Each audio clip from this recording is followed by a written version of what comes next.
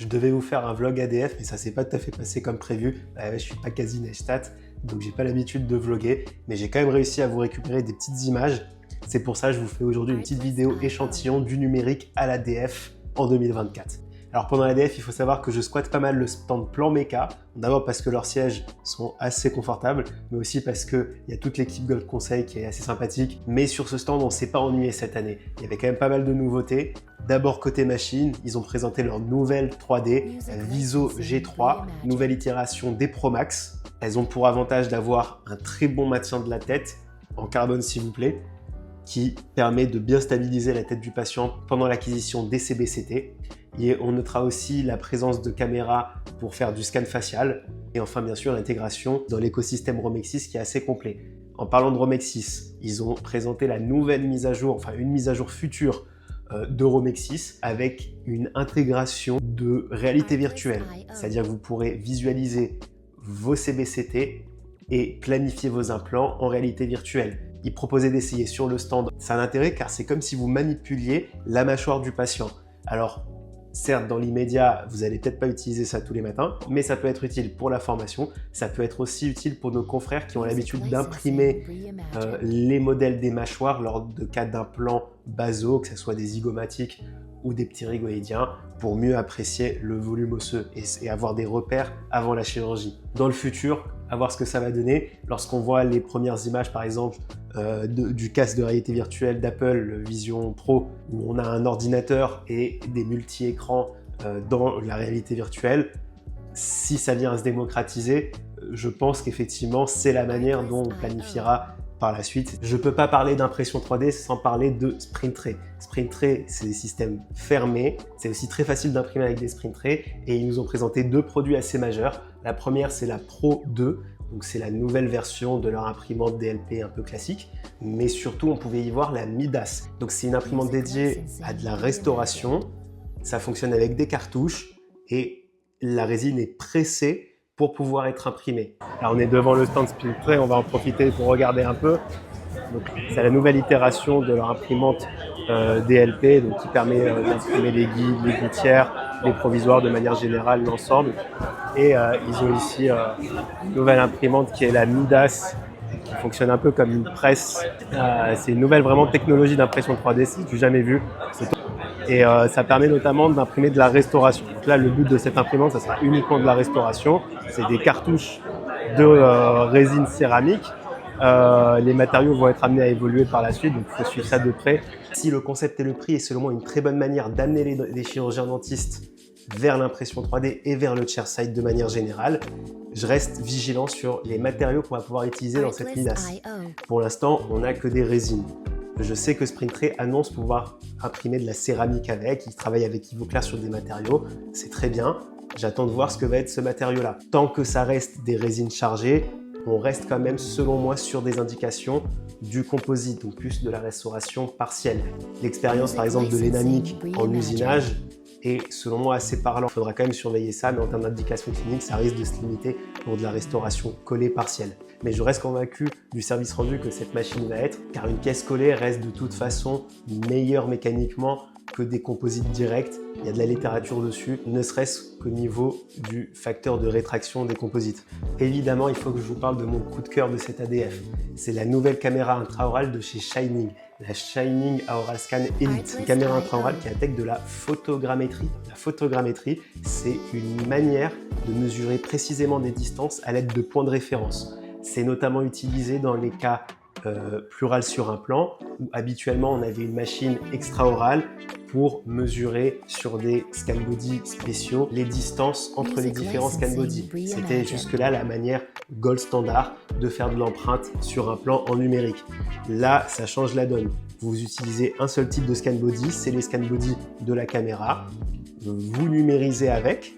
J'ai pu rencontrer Simonet, ingénieur, fait partie de l'équipe qui a conçu cette caméra. Il est vachement sympa et on a pu filmer avec lui une démo. C'est nickel. On a développé quatre kits de photogrammétrie parce que ça dépend de la taille du système multi-unit abattement. Okay? Chaque kit a une liste de familles implantaires compatibles aux longues listes des familles implantaires. Les premières étapes, comme je vous dis, la numérisation de la fiche de patient avec les mois. Et voilà, très rapide, très facile. Et après, on n'invisse pas les scan body de la famille implantaire, mais on invisse les scan body de Shining 3D. Chaque kit a 9 scan body avec 3 dimensions, 3 tailles différentes, 3 longueurs différentes, la plus courte, la plus longue. Et les praticiens peuvent choisir les différentes tailles, ça dépend de l'espace dans la bouche du patient. Ok, j'ai invissé tout. Ça c'est la configuration optimale pour avoir la numérisation plus facile possible. Ouais, donc on oriente tous les drapeaux vers le centre. Vers le même centre. Ouais. Et ça c'est l'étape de la numérisation. De la photogrammétrie. On ne numérise pas la surface, mais on numérise les points.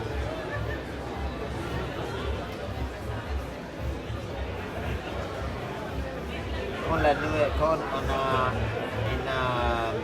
suffisant de données, les logiciels montrent la surface mathématique, géométrique de l'escan body de Shining 3D. La précision de la position implantaire est avec la précision est 5 microns. L'étape suivante est créer une liaison de la gencive et les scan body de Shining 3D. Il l'a déjà fait. On peut numériser l'autre côté, on peut ajouter la troisième numérisation pour la connexion, mais je voudrais vous montrer ça. Ça c'est l'étape pour choisir la famille implantaire. La liste, ça c'est la liste de toutes les familles implantaires que j'ai téléchargées, sauvegardées localement sur le disque dur de mon ordinateur. Ici, j'ai les liens, on peut trouver les liens pour la liste en ligne. Chaque semaine, cette liste, on fait des mises à jour à sa liste pour ajouter d'autres familles implantaires. Mais seulement considérer Straumann. Et vous pouvez voir ici, le logiciel va replacer la structure géométrique de scan body de Shining 3D avec la surface mathématique de la bibliothèque de la famille implantaire qu'il a été choisi. Et ce sont les données que les praticiens vont partager avec les labos, les techniciens. Précision de la position implantaire 5 microns et surface mathématique des scan body. Ça, c'est pour la passivité, c'est parfait. Parce que du coup, dans le logiciel du laboratoire, donc par exemple Exocad, oui. Le match entre la bibliothèque et le scan body qu'on envoie, c'est 100% le même fichier. 100% le même, parce que c'est le même fichier. C'est le même fichier. Géométrie. Parce qu'on va faire les matchs des deux bibliothèques, mais sont exactement les mêmes bibliothèques. Ça veut dire qu'il n'y a pas d'erreur dans les logiciels de conception. Bien sûr. Parce que même sur une empreinte unitaire, comme on a scanné en bouche ce scan body, ça peut introduire une petite marge d'erreur, quelques microns, mais quelques microns ici, plus là-bas, etc. Quelques microns là-bas, la passivité, on ne peut pas l'assurer. Voilà, c'est ça. C'est la raison.